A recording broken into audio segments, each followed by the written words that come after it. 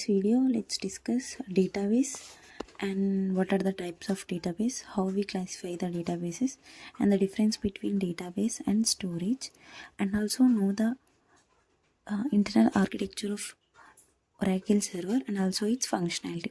So let's start with what is database. So let's start with database. Database is a storage unit, that is, we stores the data and a privileged person can manage and access the data. So because of its functionality, we call a database as a computer. And databases are classified into two types. Those are relational database and non-relational database. These are classified based on the type of data they have stored. For example, let's consider a relational database. If a database stores the data in the form of tables and tables, that is in the form of rows and columns, then we call those database as relational databases, and we use a language in order to communicate with that databases. Either it may be a relational or non-relational database.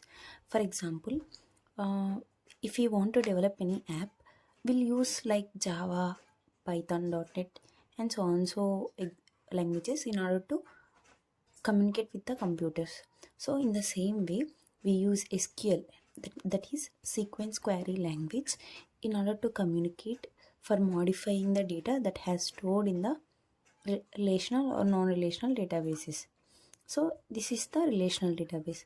And coming to non-relational databases which are which stores the data not in the form of tables, that is, they'll store the data in the form of key value pairs or trees or graphs, then we call those databases as non-relational databases.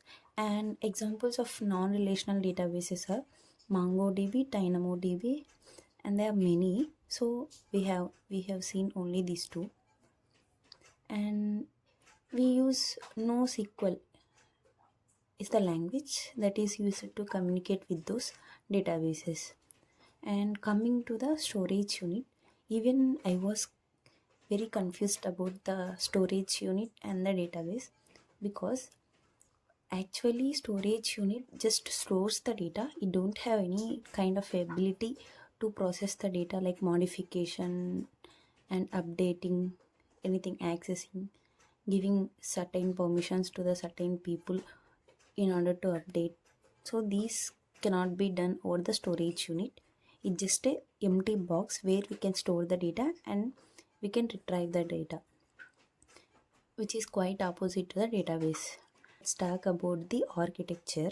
So let's talk about Oracle database server. Here, Oracle database server is a relational database. That means it stores the data in the form of tables, rows and columns.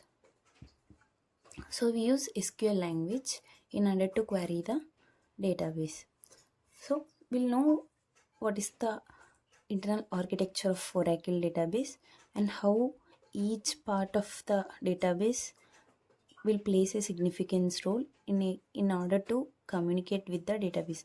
For example, if we query a language like select something from the table, how it works, we'll know about each and every part of the architecture of Oracle.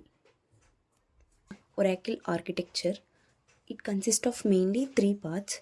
One is instance, and in that instance we have background process, and the third one is database. And instance consists of shared pool, data buffer cache, redo log buffer, large pool, and Java stream buffers. Instance is similar to that of a memory, that is RAM memory in a computer, and the background processes plays a major role for every process to take place. It is similar to that of a CPU in the computer. And the database consists of three major files: database files and redo log files, that is online redo log files, and third one is control files. These are present in the database, which is similar to that of the disk in computer.